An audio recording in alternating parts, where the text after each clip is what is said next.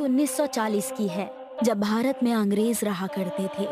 संतोष बाबू अंग्रेजी सरकार में भाप वाली ट्रेन के ड्राइवर थे। उस समय हमारे देश में भूत प्रेत बुरी शक्तियों का प्रभाव ज्यादा हुआ करता था। हर दिन एक अंग्रेज रेलवे कर्मी एडवर्ड संतोष बाबू के घर ट्रेन की समय सारणी का पर्चा देने आया करता था। एडवर्ड हिंदुस्तानी परंपरा और संस्कृति से बहुत प्रभावित था। उसे साधु संतों और मंत्रों से बहुत लगाव था। एडवर्ड सिर्फ नाम का ही अंग्रेज था। गुड मॉर्निंग संतोष बाबू, ये रहा आपका आज की ट्रेन का time table. Good morning Edward ji. आओ बैठो, चाय पी लो। अरे नो थैंक्स, मैं चाय पी कर आया। आज के टाइम टेबल में कुछ बदलाव है, आप देख लीजिएगा।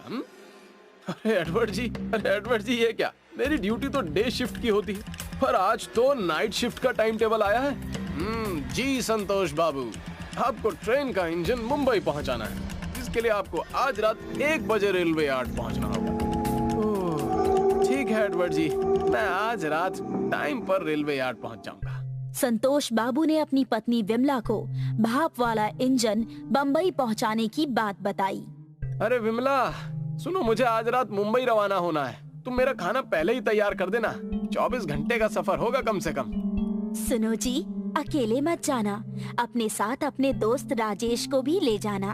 और हाँ, रास्ते में वो अंधेरा पुल पड़ेगा। मैंने सुना है उस अंधेरे पुल में किसी खूनी प्रेत आत्मा का साया है। अरे ठीक है, मैं राजेश को भी साथ ले लूंगा। रास्ते में अंधेरा होगा, मैं अपनी साइकिल में टॉर्च लगा लूंगा। तुम चिंता मत करो। रात के 12 बजे संतोष बाबू और उनका दोस्त राजेश दोनों अपनी साइकिल में टॉर्च लगाकर रेलवे यार्ड की ओर निकल गए।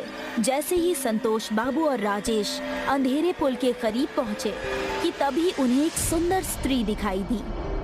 अरे इतनी रात के अंधेरे में ये महिला यहाँ क्या कर रही है? अरे छोड़ो राजेश, मुझे कुछ गड़बड़ लग रही है। अरे नहीं यार, मुसीबत की मारी लगती है, चल देखते हैं। संतोष बाबू और राजेश ने करीब जाकर देखा तो खूबसूरत साड़ी में वो महिला काफी सुंदर और आकर्षित दिखाई दे रही थी। अब सुनिए, इतनी रात गए अंधेरे में आप यहाँ अकेली क्या कर रही हैं? क्या मैं आपकी कुछ मदद कर सकता हूँ? मैं पुल के उस पार रहती हूँ, क्या आप मुझे पुल के उस तरफ तक छोड़ देंगे?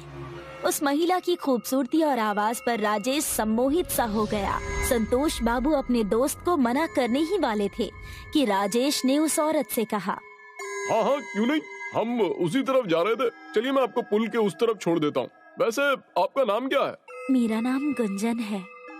एक हाथ से साइकिल पकड़े राजेश पैदल ही उस महिला के साथ पुल की तरफ बढ़ गया और जैसे ही राजेश ने उस महिला को दूसरे हाथ से स्पर्श करना चाहा, अचानक उस महिला का चेहरा बदल गया। उसकी आंखों की पुतलियां बिल्कुल सफेद हो गई, उसके बाल जमीन तक फैल गए और उसके नाखून भेड़ियों के जैसे लंबे हो गए।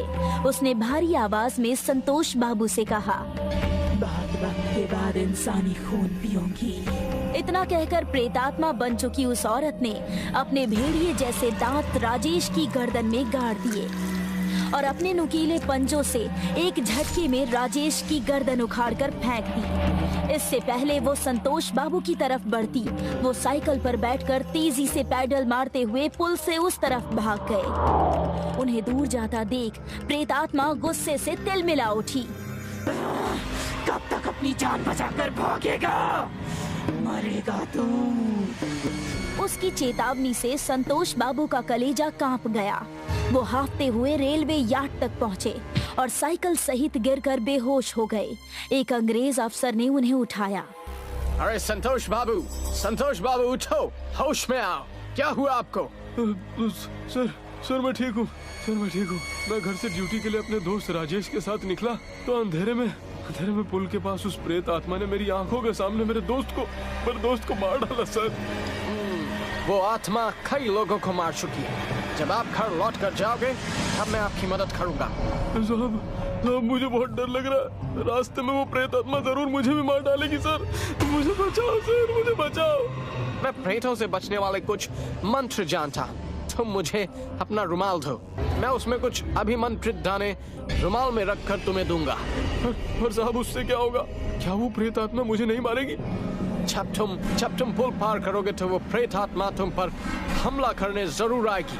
जब वो तुम्हारे नजदीक आए तुम रुमाल में रखे दाने उस प्रेत आत्मा के ऊपर फेंक देना और पीछे मुड़कर मत देखना। आपका बहुत बहुत धन्यवाद साहब। संतोष बाबू डर डर कर अपनी साइकिल से उस पुल के जैसे ही करीब पहुँचे, अचानक प्रेतात्मा हवा में तैरते हुए अपनी भयानक शक्ल में सामने आ गई। आखिर तू आ ही गया ना वापस। अब मैं तेरे खून से अपनी प्यास बुझाऊंगी। ओह नहीं, कितनी भयानक दिख रही है। प्रेतात्मा ने संतोष बाबू को रुमाल निकालने का मौका ही नहीं दिया और उन्हें दबोचने के लिए जैसे ही झपटी, उसे करंट की तरह एक तेज झटका लगा। अच्छा, तो मुझसे बचने के लिए तू मंत्रों का सहारा ले रहा है। देखती हूँ कितनी देर तक बचेगा मुझसे। लगता है रुमाल में अभिमंत्रित रखे दाने इतने शक्तिशाली हैं कि ये चाहकर भी मुझ पर हमला नहीं कर पा रही। इससे पहले कि ये मुझे मेरे दोस्त की तरह मार दे, मुझे ये दाने इसके ऊपर फेंक देने चाहिए।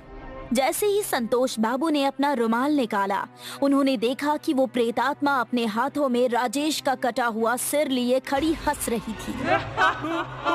नहीं, अरे ईश्वर, मेरी इस भयानक प्रेतात्मा से रक्षा कर। अंधेरे पुल में अचानक अपने सामने राजेश का कटा हुआ सिर देखकर संतोष बाबू साइकिल सहित गिर गए और उनकी टॉर्च भी बुझ गई। हे भगवान, मदद कर, नहीं तो यह प्रेतात्मा मुझे नहीं छोड़ेगी। अचानक वो प्रेतात्मा अपना भयानक रूप लेकर संतोष बाबू के सामने आकर खड़ी हो गई और उन्हें खा जाने वाली नजरों से देखने लगी। संतोष बाबू ने रुमाल में रखे हुए अभिमंत्रित दाने तुरंत निकाल लिए। ये देखकर उस प्रेतात्मा ने गुस्से से संतोष बाबू की ओर देखकर कहा, तुझे क्या लगता है कि इस तंत्र मंत्र का सहारा लेकर तू बच जाएगा ना? जाने कितने तांत्रिक आए और चले गए, पर मेरा कुछ नहीं बिगाड़ पाए। संतोष बाबू ने तुरंत बगैर देरी किए वो अभिमंत्रित दाने उस प्रेतात्मा के ऊपर फेंक दिए। दाने गिरते ही प्रेतात्मा बुरी तरह से चिल्लाने लगी। उसकी चीख पूरे सन्नाटे में गूंज गई। वो गुस्से से बोली, चालाक आदमी, आज तो तू मेरी पकड़ से बच गया है, पर कभी न कभी तो यहाँ जरूर आएगा। उस दिन मैं तेरे खून से अपनी प्यास बुझाऊंगी।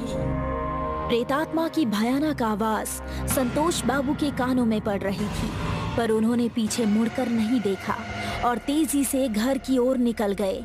घर पहुंचने पर, अरे आप आ गए, इतने घबराए हुए क्यों हैं आप?